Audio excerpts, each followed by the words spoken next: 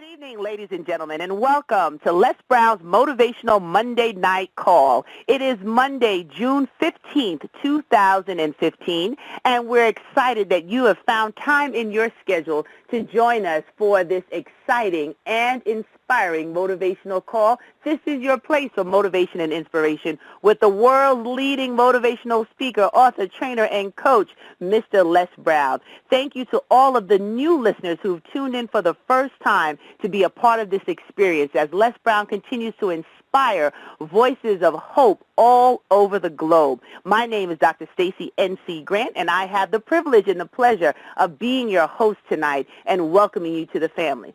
So, ladies and gentlemen, I'm so excited, especially for those of you who've been tuning in over the last couple of weeks. You've heard from some of his platinum speakers give amazing messages, including myself, and we've had a great time. But tonight, you get to hear the leader himself, the person who's been traveling the globe, and I mean literally. If you were to look at his passport, it'd probably make your head spin. He's been all over the globe, changing lives, inspiring lives, giving tools of success as he ignites and reminds everyone about the greatness that's inside of him. So without further ado, Mr. Les Brown, are you really live on the line tonight? Yes, I am. How are you? I am fantastic. I'm just so excited to have you live. You've been traveling the globe. You've been doing so much amazing work. How does it feel to be back on U.S. soil? I'm still trying to make the adjustment because I don't know what time zone that I'm in, and it's been quite an experience.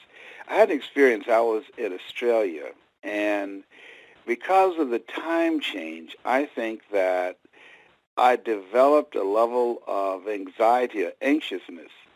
And so they said Murphy's Law says that anything can happen at will at the worst possible moment.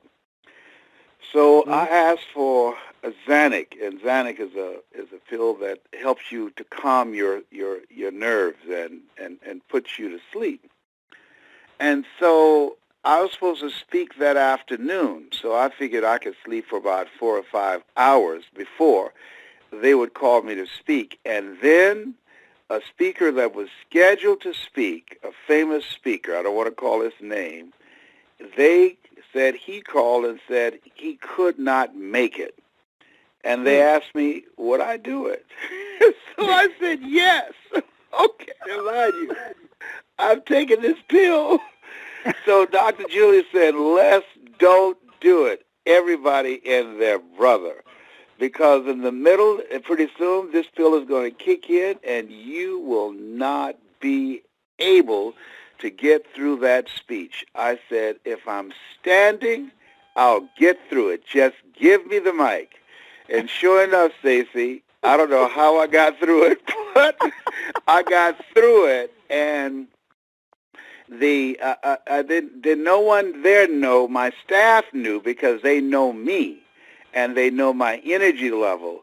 Now, the next day when I spoke, I took no prisoners and ate the wounded. People were in a state of shock because they said it was two different Les Browns from the one they saw the day before and the one they saw when it was my time to speak, and I wasn't covering from anybody, and I didn't have a Xanax to tranquilize me, but I got through it. But I'll never do that again.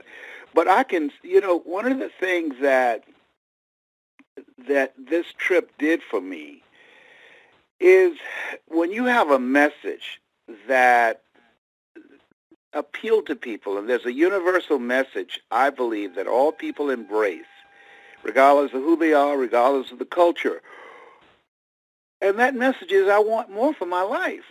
So when I spoke in Switzerland, the response was phenomenal. When I spoke in Poland, over 25,000 people were there with a translator. The response was phenomenal. When I spoke in Australia, the response was phenomenal. This is, I tell you, one of the things that I know about a dream, that when you pursue a dream and you work to master it, you have no idea where that dream is going to carry you. And I had no idea. When I think about my mother lived on 55th Terrace in Liberty City in Miami. And I started having classes in her living room, 5 people. I had no idea that it would lead to me speaking to over 25,000 people in Poland, or 80,000 people here in the United States. Those of you that are listening, if you put in lesbrown, motivational speaker, Georgia Dome, then you'll see me speaking before 80,000 people. I had no idea.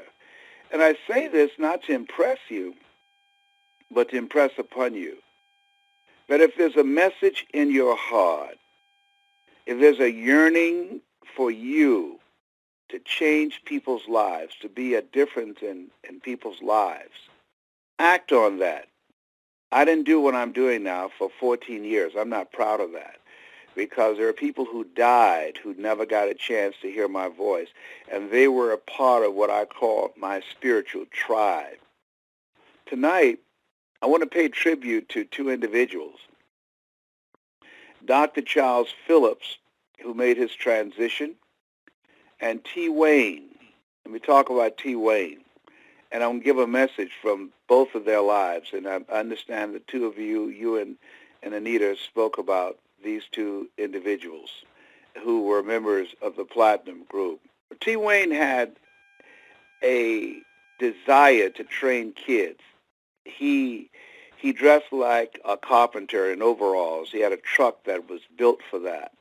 He wanted to help kids to develop a skill in carpentry, but most importantly, learn how to communicate and to collaborate with other young people, to keep their minds focused on being productive.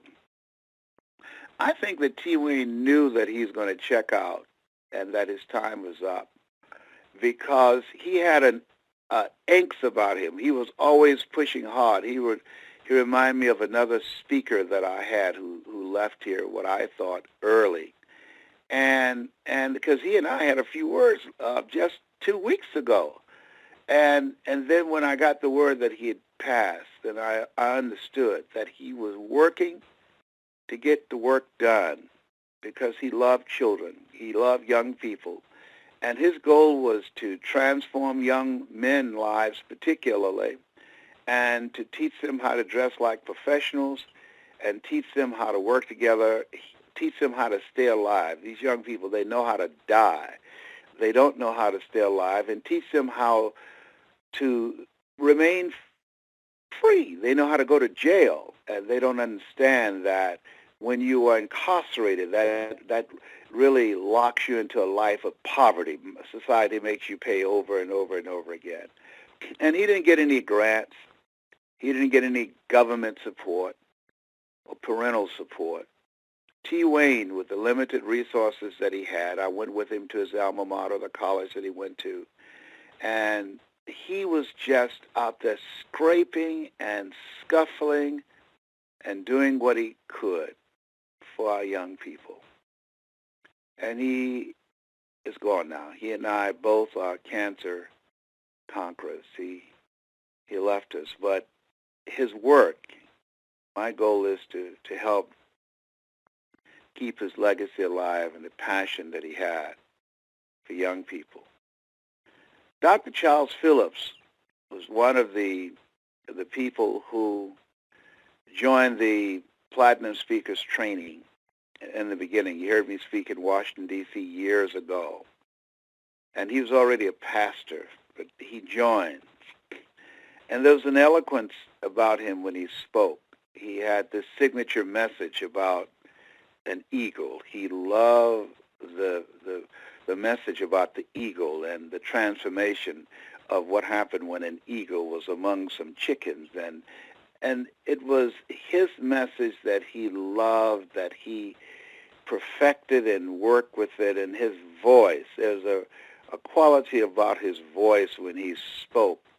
It was a master storyteller that engaged you, that you were mesmerized by it. And he loved Miles Monroe. He was a person who believed in investing in himself. He went to all types of seminars with Miles Monroe and myself. He loved us. And he made his transitions. And one of the signature things that he said when he spoke, when he would come to the close of his presentation. My time is up, but I thank you for yours.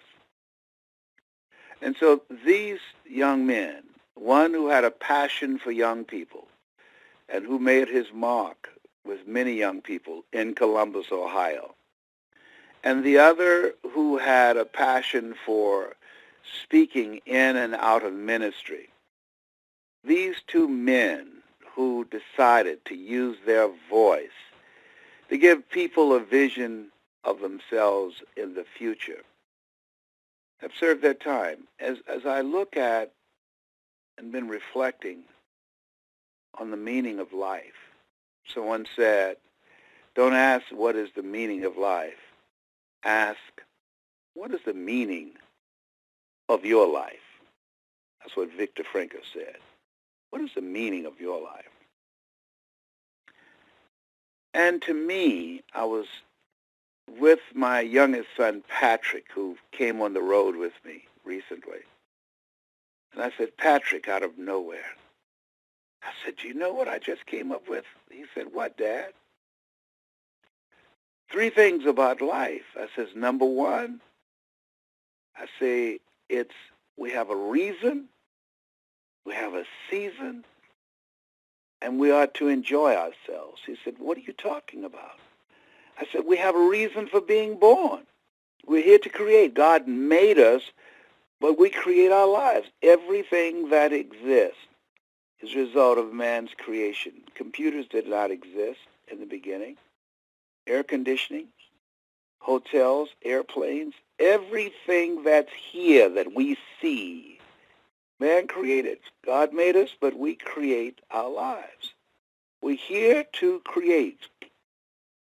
We have a reason for being here, to do something major, to do something big. Herein my Father glorify, that ye bear much fruit, not little fruit, much fruit, not just fruit, but much fruit. We're here to do something big with our lives, son. We have a reason. And we have a season. We have a certain amount of time to get the work done. T. Wayne served his time. Charles Phillips served his time. T. Wayne gave his time and his energy to making a big impact with the lives of youth in Columbus, Ohio.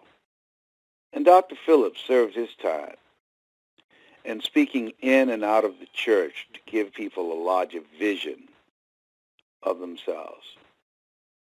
And they carved out time to enjoy themselves with the people they care about.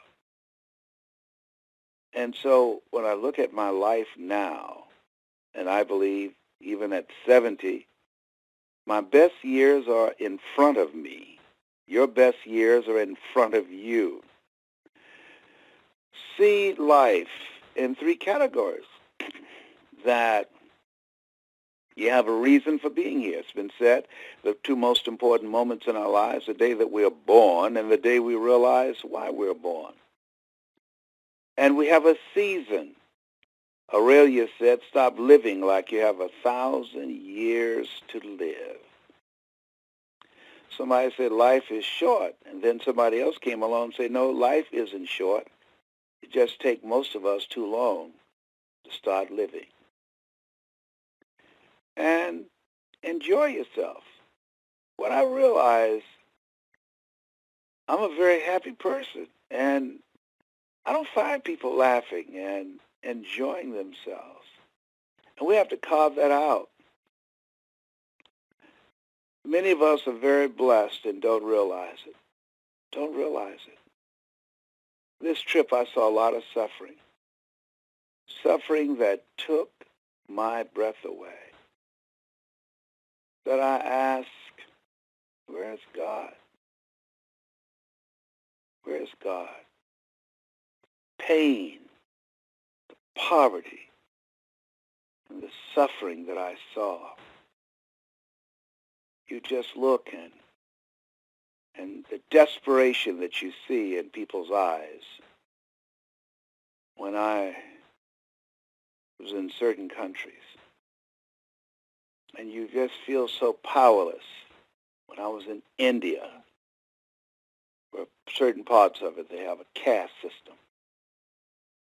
And if you, in a family where you're a maid, your mother's a maid, then you'll be a maid. Caste system. I hugged a guy, his arms didn't raise to hug me back, and the guy said he's among the untouchables. I said, what? Does he have a disease? No. But did you a certain level of poverty that you're not to touch them and they're not to touch you, and if they did, you ought to bathe yourself.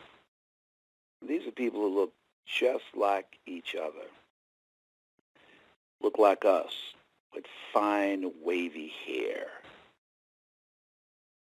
You really should travel. There are things that you should see, the beauty of Switzerland. Being in Poland, a young man who heard my voice when his mother perished in a fire, named Lucas, and he said, I'm going to bring you to Poland. And he packed a stadium. When I was going to the stadium, oh ye of little faith, I was saying, oh my God, I hope some people show up. Oh my God. Why would he start so big, his first event? Oh my God, how is he going to handle people not being here? And when they drove into the parking lot, and I saw the sea of cars and people streaming into the stadium, I was saying, oh my God. I was so happy for him. I was so grateful. And people who couldn't understand my language, but who said, I'm hungry. I'm hungry. Oh, tears come down your face. Mm. I tell you, being in these various places and traveling and being back, I wish, one thing I wish I had taken my children with me. I wish that they could have had that experience. I wish that our kids can go to places like India, to go to places like Johannesburg, South Africa, and really see poverty, see how much we take for granted, how much we just don't realize the blessings that God has given us. To take a warm shower, to have water, to have to not get up in the morning to go looking for water or to build a fire so you can find something that you can cook. Things to have a bed to lay in. Have a bed. That now it's to me. Somebody said, how you doing? I'm great and I'm grateful. I'm grateful I'm in America. I don't have to worry about bombs blowing up my house. I've got running water.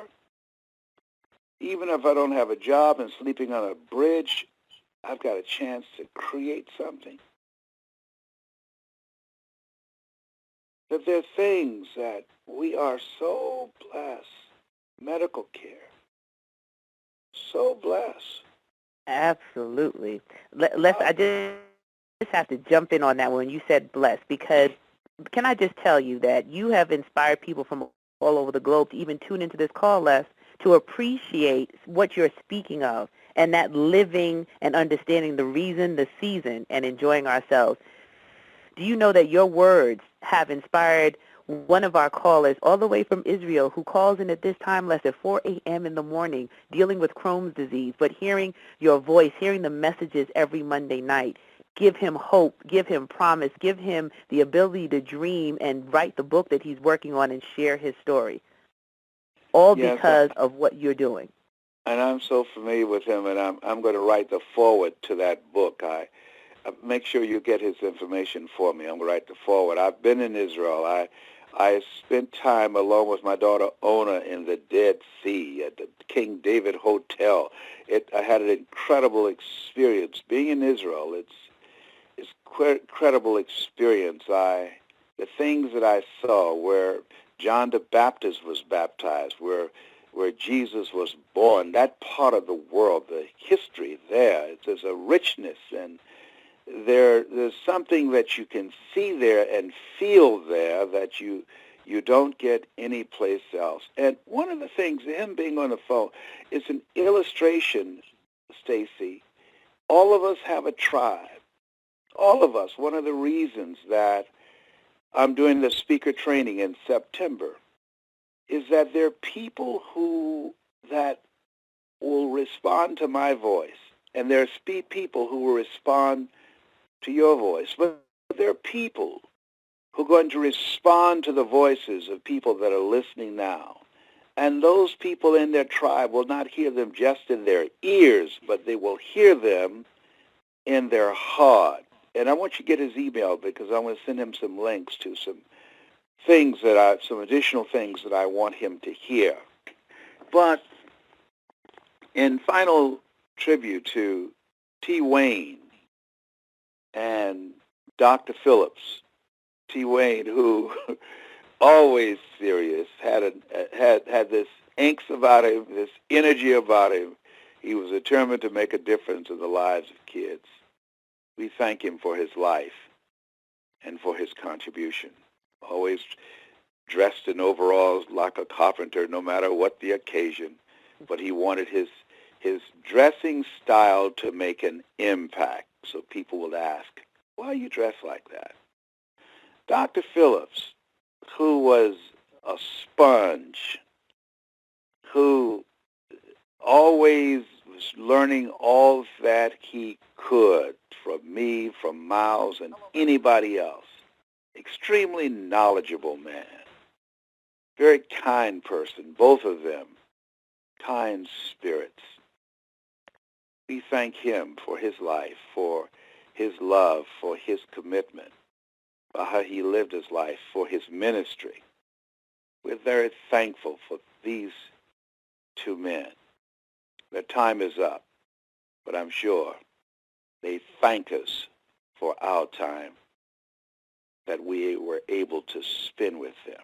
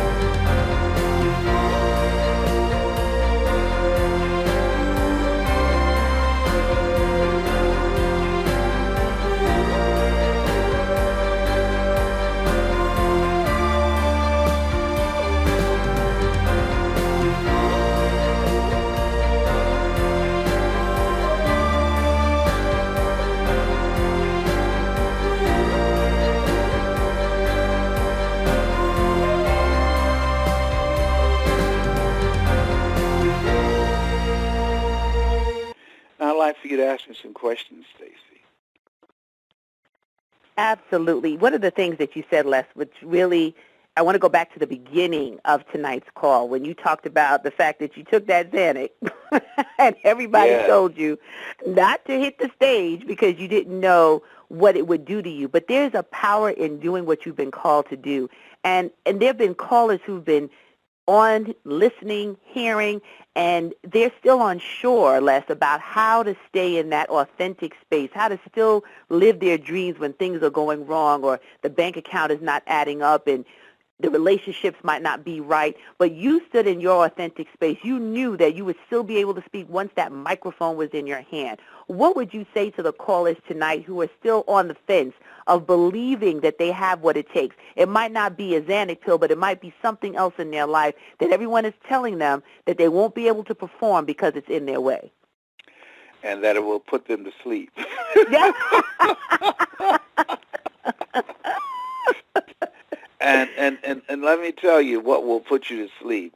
Weapons of mass distractions. What will put you to sleep to your dream and your calling in life. Someone building a very strong, practical, logical case on why you can't have your dream. Something else that will put you to sleep on your dream is listening to the voice within yourself that's practical, that's logical, that's realistic. Lesbrown, you don't have a college education. Lesbrown, you don't have 4-color brochures. Lesbrown, you don't have the contacts. You have never worked for a major corporation. You don't know how to do the work that you're coming in to motivate people to do. You're charging $1,000 an hour. You're not making $1,000 a week, and you never have. And so those words, the external and the internal, there's an African proverb that says, if there's no enemy within, the enemy outside can do us no harm. The fault, dear Brutus, is not in our stars, but in ourselves, that we are underlings. That those inner words kept me on the sideline, kept me on the bench for 14 years. For 14 years. The same man who stepped into a stadium and 20,000 people stood up and gave me a standing ovation. The same man who spoke for AT&T, Procter & Gamble, McDonald's Corporation, General Electric, the same man that's doing a training for DirecTV in a couple of weeks, and Brian Buffini Corporation, same person, and earned more in 1 hour than it takes for the average American in the Western world to earn working for 7 years. And I'm saying to you that there are several P's that's important. Number one is persistence. I kept coming back again and again and again. Never stop. Just keep coming back. Look for ways to win. There's a Jewish saying, look for beauty in the cracks. You're going to have setbacks. You're going to have failures. You're going to have people who say, you can count on me, I will be there. You have people who should be there to encourage you, and they won't. Things are going to happen that you can't anticipate. I thought my friend Boo would be here, that we would grow to be old men together. He's gone. Boo died waiting on a liver transplant. One of the most beautiful people in the world. If I brought Boo to your house, he would find something to fix, the garage door, your car. He was just that kind of person. He's gone. My mother, Mama, gone. Breast cancer, gone. Things are going to happen all around you. Think it not strange that you face the fiery furnaces of this world. But the key is persistence. Keep moving. It's part of the process. It's part of life. Cry if you must. Pray if you must. But keep moving. Don't stop. Keep moving. Crawl. Push forward. I slept in my car. I slept on friends' couches. I never stopped. Next thing is perseverance. Things are going to happen in life that's going to hurt you. It's going to hurt you. Life is full of pain. It's full of pain. And so when we're told, think it not strange that you will face the fiery furnaces of this world, think it not strange that you will have defeats, that you will have disappointments, that you might go through a divorce, somebody that you said I do with and you thought would be with you for the rest of your life, or your children that you've sacrificed and given your best to, and that they disrespect you and have no value for what you've done for them. It's painful. It's painful. It hurts, and there's no words that can address that. Relatives, friends, who just for some reason turn against you. Jealousy, envy, or just things just blow up in your face. I remember I went to an engagement, and I got there, and they told me to go to the back of the theater early on. And I said, hi, my name is Lesbrown. And the guy said, you're not the band leader? I said, no, I'm not. And he closed the door. Mm. And I knocked on the door, and he didn't answer. And I went round the front, and they had up front Les Brown. And then I saw the album covers of the white band leader. And I realized they thought I was a band leader. And so I had to leave.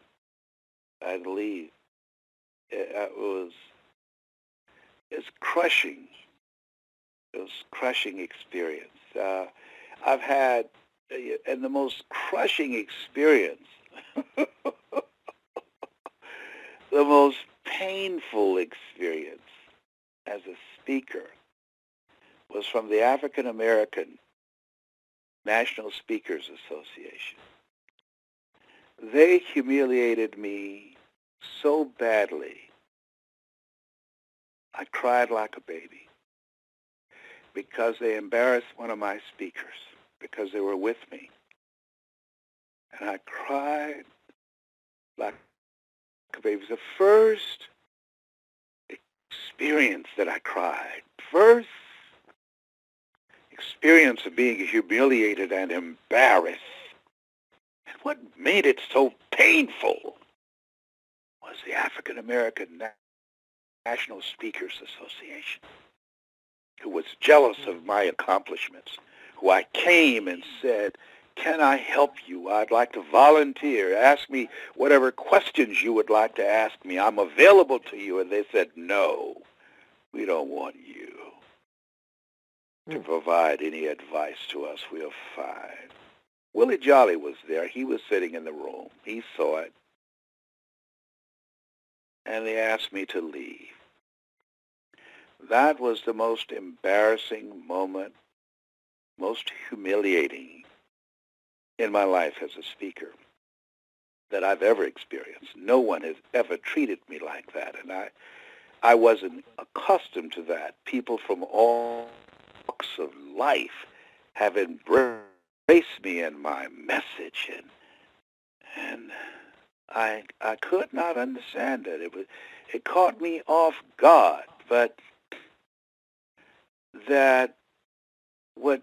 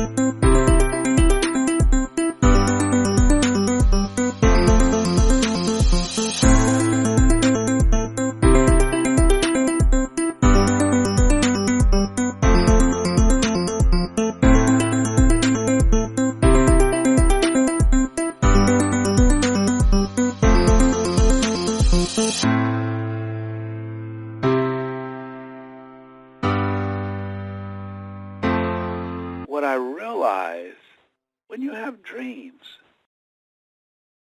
things are going to happen. Things are going to happen to you.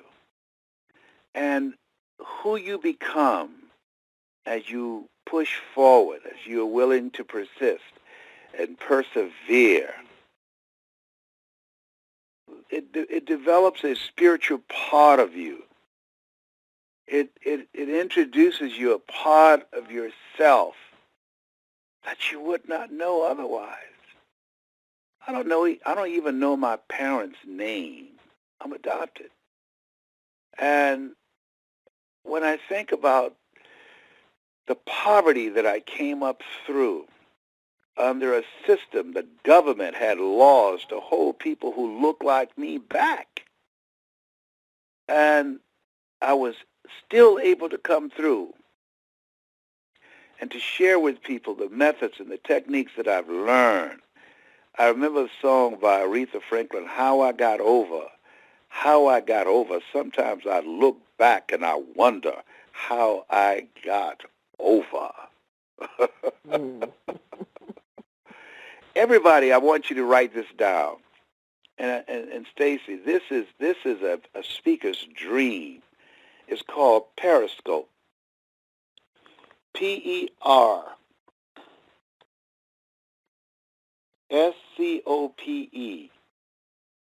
Periscope. And this, you can every day, people can see you or can see me live if we come on. It's really exciting. Right now, just if you have a passion for making a difference in people's lives, this is a tool that will allow you to do that.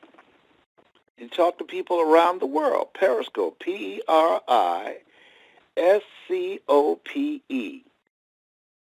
P as in Peter, Eriscope. Download the app. And I'm going to be on there very shortly. And then indicate to me saying, Les, I was on your call. And I'll be able to see. Let me get my glasses and let me get my mascara to cover my gray right quick before I come home. You got anything else to ask me? I done forgot the question. You went on a roll.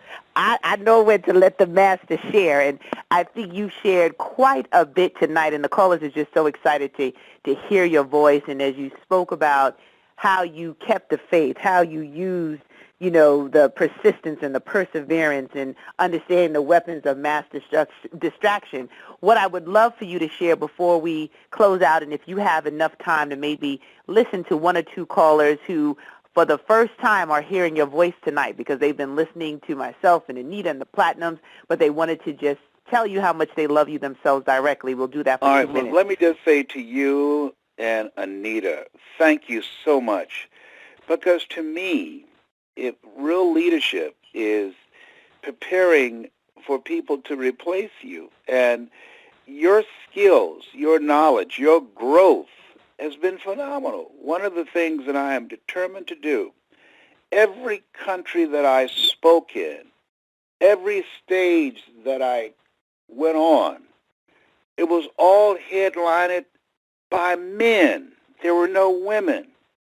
And I said to my promoter in Switzerland and Poland and Australia, I said, there's some women who can speak too. And I will introduce you to them. In South Africa, there are no women out here. And you have no idea of the women who, when you speak, that will just hold on to your words, that will make a difference. There are things, how a woman is seen and treated in America is different than other countries. Different. Oh my God. There's parts of India where if a father says to a guy, I want you to marry your son to marry my daughter, and and she takes him a dowry, and the dowry doesn't have enough money, then that family has the power to throw gasoline on her and burn her to death. Mm. Oh, it's just stuff. And there are parts of Africa where men rape babies, because they believe ignorantly they won't get AIDS. Mm. That when I was in South Africa and Nigeria, they had signs, don't beat your wife, and then the subtitle said, during the day because it will disturb the neighbors. Mm. You know, it was, in the night it would disturb the neighbors. Beat her during the day so her yells and screams would not wake the neighbors up. And there were signs in South Africa for 15 days. Let's not rape, molest, and abuse women and children. Wow. That people who do volunteer work and different parts there have a rape kit that they are given because they are guaranteed to be raped. And so this kit is for them not to get pregnant. I'm talking about stuff that barbaric, senseless, inhumane stuff that boggles the imagination. Wow. Boggles the imagination. You just say, whoa, oh my God, who would harm children like this? Who would harm women like this? And I believe that we're here to reduce this pain and this misery and this poverty. We're here to reduce this brutality and this abuse. We're here to reduce the rape and the disrespect and dehumanizing of women. We're here to create a sense of humanity. We're here to eliminate this insanity. We're here for that God has chosen us. We're chosen. Out of 400 million sperm, we're chosen to do a work. To do a work. So every day when I get up, my prayer is, use me, God. Use me for your good. Use my voice. Use my voice to awaken people, to expand minds. A young man who used to be involved, I'll be talking with him this evening, in sex trade. He was part of a group of other men who would rape and kidnap young girls and sell them. And somebody gave him one of my cassette tapes, and he heard my voice. And he said there was something in him that said, I can't do this anymore. I can't do this anymore. And he stopped. He stopped. And we're in communication. I'm helping him to get his life together. He stopped. He stopped. He said, I just can't do this anymore. Something that I said that spoke to the humane part of him. I believe, Stacy, we all have the capacity to do that. I really do. Yes. Yes, absolutely. And once again, Les, on behalf of myself and all of the Platinums who have the privilege of working with you, we say thank you for not waiting one more year, one more moment to stand in your purpose, to use your voice, to show us by example what it means to save lives. Because as you said, we don't know who's listening, whose life could be changed just by the words that we speak. I had a similar moment, Les, that I got a phone call from a gentleman who was at a program I did years ago, and he came across one of the products that I sold at the event, and he said he put it in, and it was a moment that felt like his life was being saved because he was so low and in a depression, and it broke him out, and he reached out to say, please send more, and how can I enroll? I was in shock, Les. That hadn't happened to me recently, to know that someone years ago was able to find something that I actually produced and share with the world, and it was able to save and nurture them in that moment. All I could think about was what you tell us all the time, that we have to get our message out, that we have to share our story, that we have to document what we're doing, because we never know whose heart it will land in. Absolutely. And I just want to thank the people that's on the call tonight. I know there are people who've been holding who want to ask me a question. I'll take two of those, then we have to get ready for the platinum call. But for all of you that are listening, how many people do you have? Can you see how many people are listening? I will pull that up right now, but Les, I want to let them know about the training that we have coming up September 18th and 19th in Orlando, Florida. Yes. So for those who actually want to be a part of that event, they can log on to www.lesbrown.com to get more information, or they can call. Sign up right away. They can sign up right away, and they can also call 954-724-0900. That's 954-724-0900.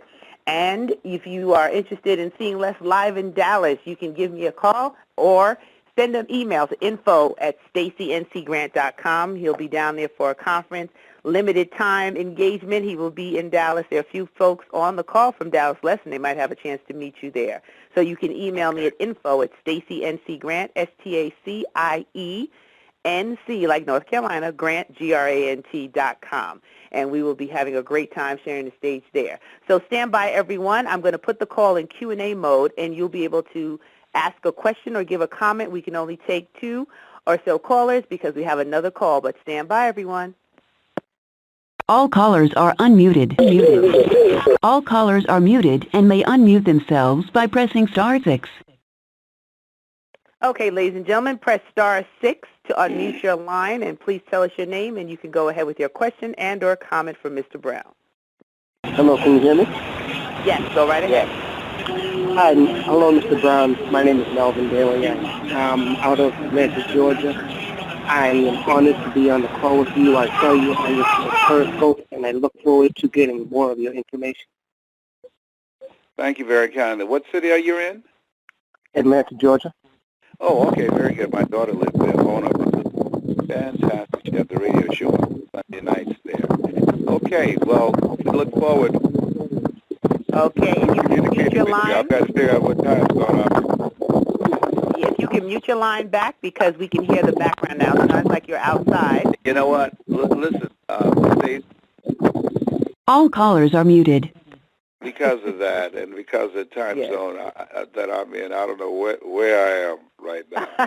We're going to promote real big for next week. I'm getting ready to leave tomorrow to go to celebrate the life of Dr. Phillips in Washington, D.C. I'll be there for his celebration Wednesday morning. And I took a hit emotionally. These are two very good friends of mine that we have lost their participation and their visibility in doing the work that we do. And so I want to thank everybody for listening. Thank you once again for the work that you've been doing, and Nita Boo, and all the other platinum speakers that you brought on. I'm just grateful that God is using us in a special way. Words are very powerful. In the beginning was the Word. Nothing happens until it's spoken. So thank you, love you, and appreciate you. And I'll see you on the platinum call, okay? Absolutely. Love you more. And thank you. And ladies and gentlemen, you can check out Les Brown at lesbrown.com. You can also visit him on his Facebook page. That's brown.les, brown.les. You can tune in there to get information. Yeah, and don't forget about the Periscope. Yes, and I downloaded it already. Download Periscope in the App Store or Google App Store. It's both on the Android system and as well as the Apple system. So that's Periscope, Periscope. And you can also find Mr. Brown on YouTube and tune in to the videos that he has posted there. So this has been an amazing evening. Welcome again to all of you first-time callers. We look forward to having you back again. And for all of our faithful listeners, thank you for being a part of this community. You go out now and inspire and help change this world by changing one life at a time. This is Dr. Stacey N.C. Grant.